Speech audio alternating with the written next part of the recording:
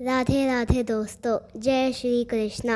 अक्षय तृतीया के पावन अवसर पर जानिए भगवान श्री कृष्ण और अक्षय पात्र की दिव्य कथा। जय श्री कृष्ण भक्तों, अक्षय तृतीया को अक्खा तीज भी कहा जाता है। यह वैशाख मास के शुक्ल पक्ष की तृतीया तिथि को मनाई जाती है। यह तिथि बहुत शुभ मानी जाती है क्योंकि इस दिन किए गए कार्यों का फल अक्षय यानी कभी न समाप्त होने वाला होता है। अक्षय तृतीया के पुण्य का फल जन्मों जन्मों तक बना रहता है। यह पर्व हमें धर्म, तप, दया और त्याग की महत्वता सिखाता है। यह एक ऐसा पर्व है जो चंद्र और सूर्य दोनों की विशेष स्थिति में आता है और यह दिन किसी भी शुभ कार्य के लिए अबूझ मुहूर्त माना जाता है। यानी इस दिन कोई भी शुभ कार्य बिना पंचांग देखे किया जा सकता है। अक्षय तृतीया इस वर्ष 30 अप्रैल 2025 को पड़ेगी।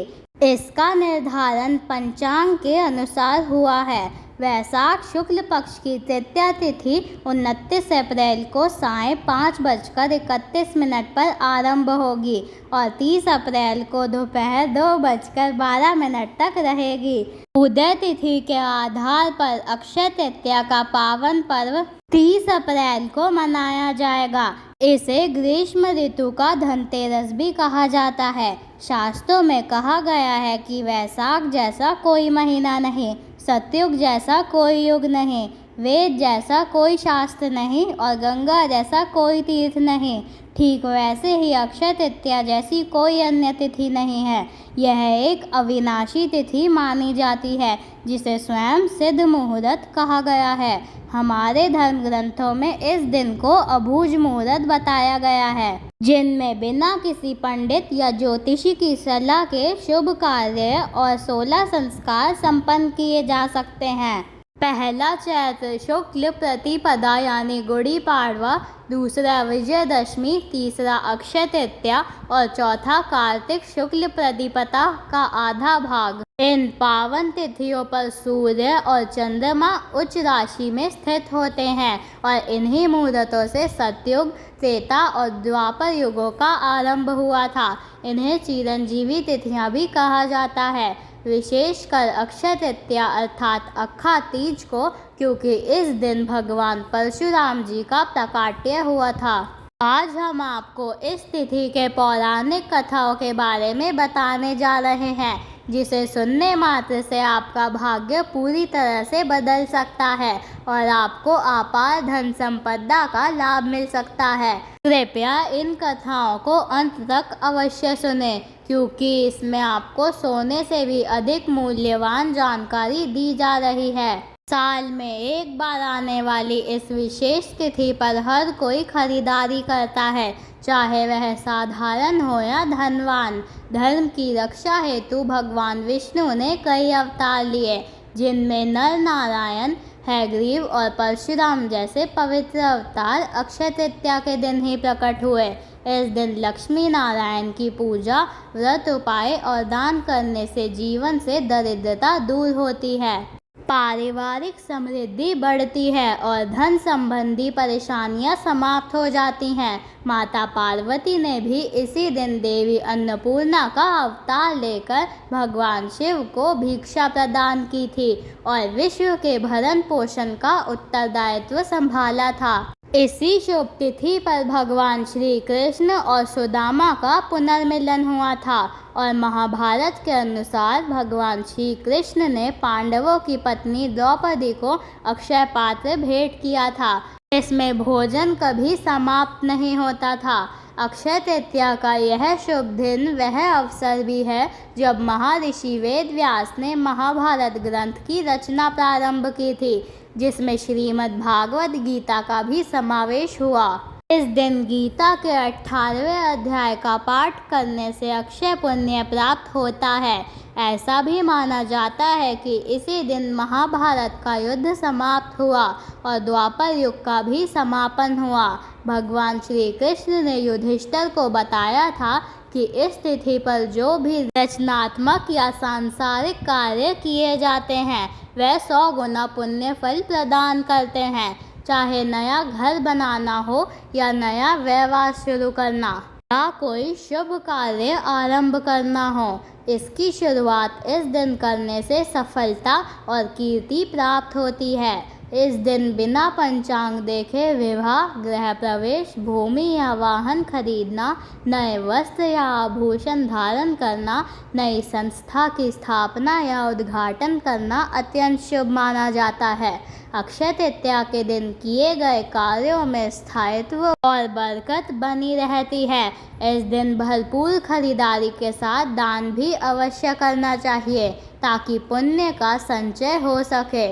पितरों के निमित्त भोजन का दान करना, आश्रमों में अन्य भोजन का दान करना तथा गरीबों को भोजन कराना अत्यंत पुण्यकारी माना गया है।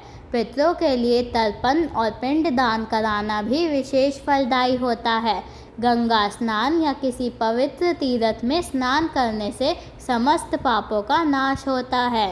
इस दिन जौ का दान करना अत्यंत पुण्यकारी होता है। कहा जाता है कि एक मुट्ठी जौ का दान स्वर्ण दान के समान फल देता है, क्योंकि जौ को धरती का पहला अन्न और स्वर्ण के समान माना गया है। इसके अतिरिक्त पंखा, छाता, चप्पल, जल, सत्तू, वस्त्र, फल अथवा अन्य सामग्री का दान भी विशेष पुण्य प्रदान करता है। भूमि दान का अपना अलग महत्व है, किंतु यदि संभव ना हो तो कम से कम एक मुट्ठी चावल अवश्य दान करें। दान से प्राप्त पुण्य जीवन के बाद भी साथ चलता है। इस दिन शिव, पार्वती और नर नारायण की पूजा का विशेष विधान है। अक्षय तृतीया के दिन बद्रीनाथ धाम के कपाट खुलते हैं और वृंदावन में बांके बिहारी जी के मंदिर में केवल इसी दिन उनके चरणों के दर्शन होते हैं, जो वर्ष भर वस्त्रों से ढके रहते हैं। यह अद्भुत तिथि अपने भीतर अनंत महत्व समेटे हुए है। इसके महत्व को एक प्राचीन कथा से समझा जा सकता है। एक समय धर्मदास नामक एक सदाचारी वैश्य हुआ करता था, जो देवताओं और ब्राह्मणों में गहरी श्रद्धा रखता था। परिवार बड़ा होने के कारण वह हमेशा चिंतित रहता था। एक दिन उसने अक्षय तृतीया व्रत का महत्व सुना और उस दिन व्रत रखकर गंगा स्नान किया। उसने देवी देवताओं की विधि पूर्वक पूजा की तथा गोले के लड्डू, पंखे, जल से भरे घड़े, जौ, गेहूँ, नमक, सत्तू, दही, चावल, गुड़, स्वर्ण और वस्त्र ब्राह्मणों को दान किए।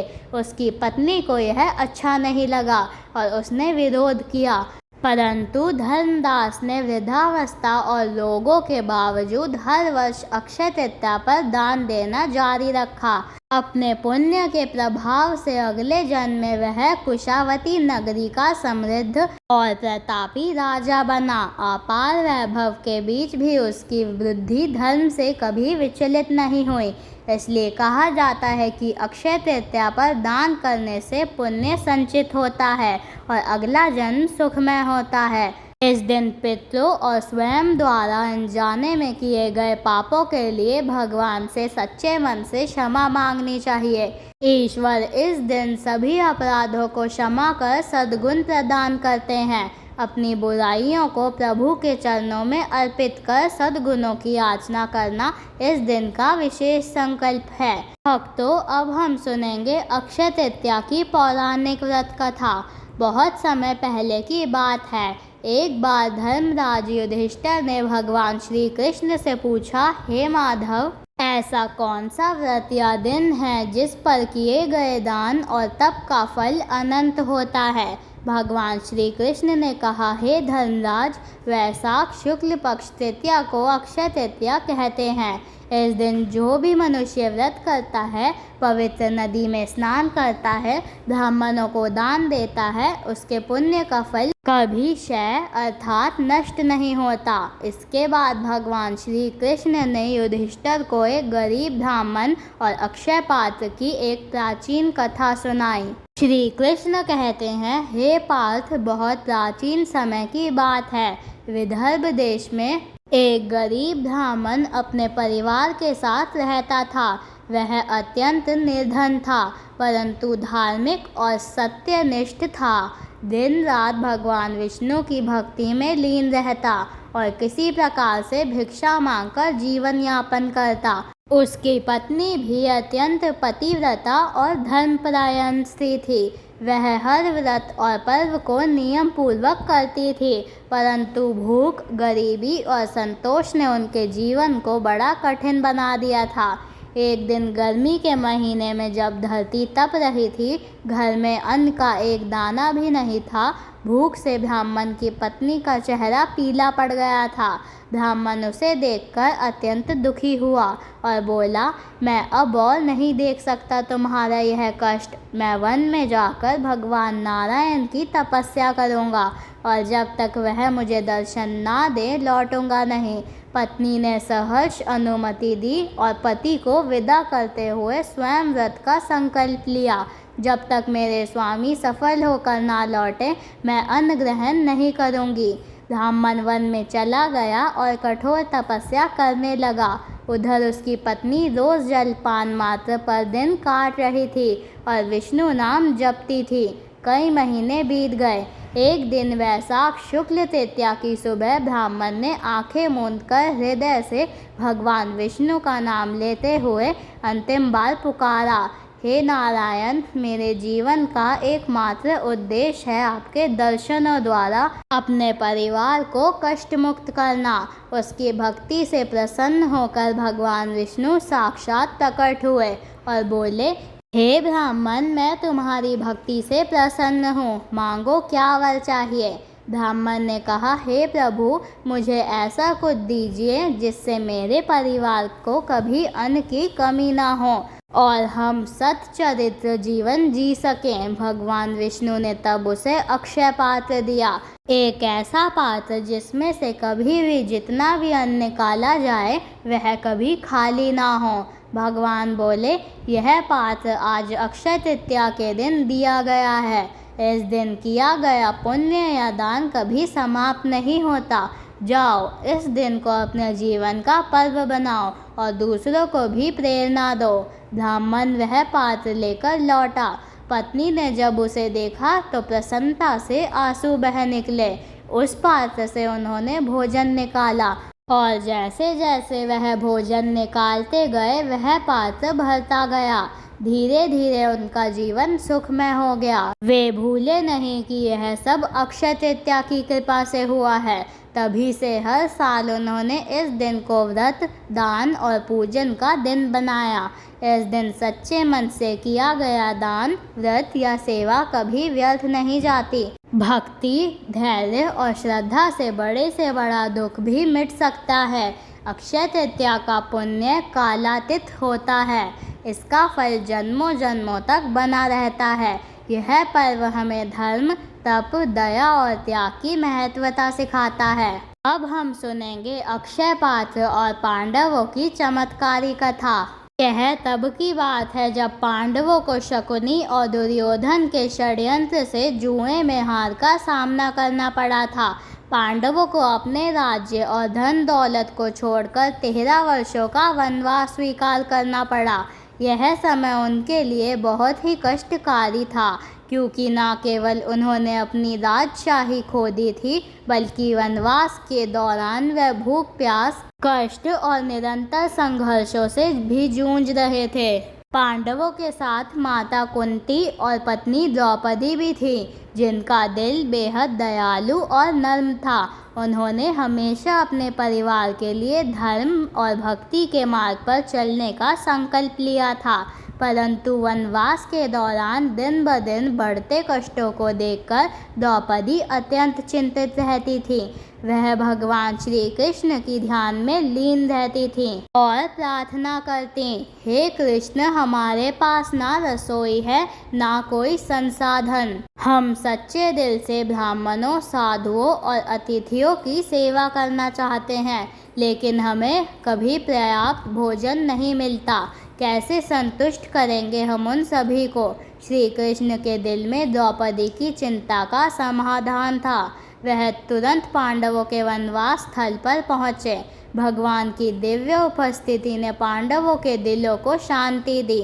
द्रौपदी ने भगवान श्री कृष्ण से कहा, हे कृष्ण, हमारी स्थिति इतनी दयनीय हो गई है कि अब हम कुछ भी ठीक से नहीं कर पा रहे। हमारे पास कोई भी साधन नहीं है। हम किस तरह से अतिथियों को सम्मान दें। भगवान श्री कृष्ण मुस्कुराए और बोले, हे द्रौपदी, तुम्हारी भक्ति के आगे सभी साधन छोटे हैं। तुम मेरे ऊपर पूरी श्रद्धा रखती हो, इसलिए तुम्हारे लिए कोई भी काम असंभव नहीं है।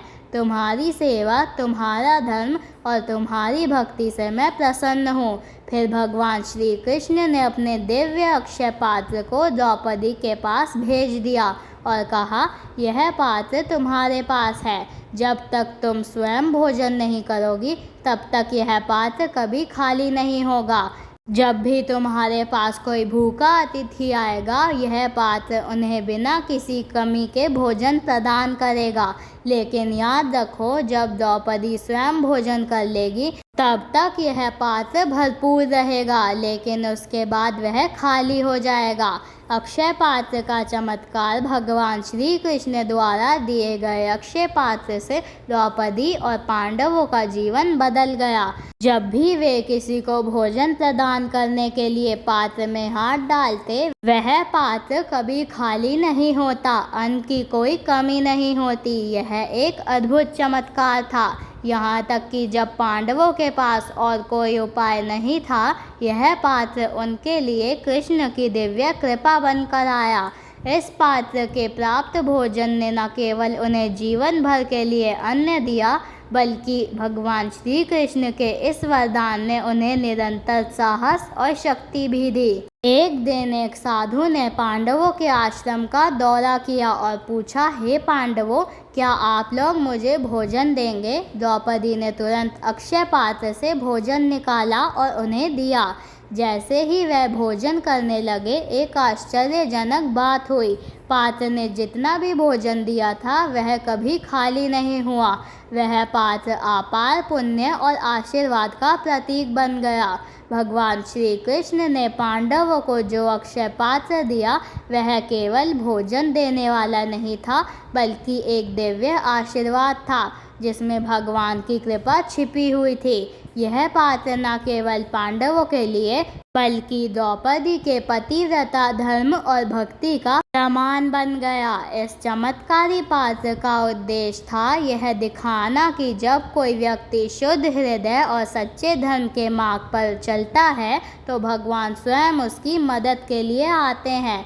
यह अक्षय पात्र केवल एक चमत्कारी वस्तु नहीं था, बल्कि यह एक साक्षात दिव्य उपहार था, जिससे पांडवों को विश्वास था कि उनका हर कार्य सफल होगा, क्योंकि उनके साथ भगवान श्री कृष्ण हैं।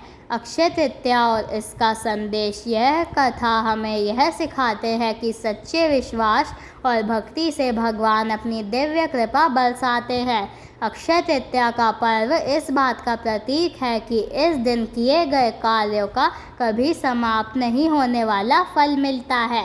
जैसे अक्षय पात्र में कभी अन्न खत्म नहीं होता था, वैसे ही इस दिन किए गए पुण्य का फल कभी खत्म नहीं होता। यह तिथि अक्षय तृतीया के रूप में हमारे जीवन में शांति, धन्य और आशीर्वाद लेकर आती है। धर्म, भक्ति और श्रद्धा के साथ किया गया कोई भी कार्य कभी व्यर्थ नहीं जाता। अक्षय तृतीया का दिन हमें याद दिलाता है कि भगवान का आशीर्वाद उन पर हमेशा रहता है जो सच्चे हृदय से सेवा करते हैं। जीवन में कठिनाइयाँ आती हैं, लेकिन भगवान की कृपा से सभी संकट समाप्त हो जाते हैं, जैसे पांडवों के साथ हुआ था। प्रेम से बोलिए जय श्री हरि विष्णु, हर हर महादेव, जय माता लक्ष्मी और जय माँ गौरी। धन्यवाद। अगर आपको यह वीडियो पसंद आई है तो इस वीडियो को लाइक करें, हमारे चैनल ऑलवेज हैप्पी को सब्सक्राइब करें और कमेंट बॉक्स में जय श्री हरि विष्णु अवश्य लिखें। राधे राधे।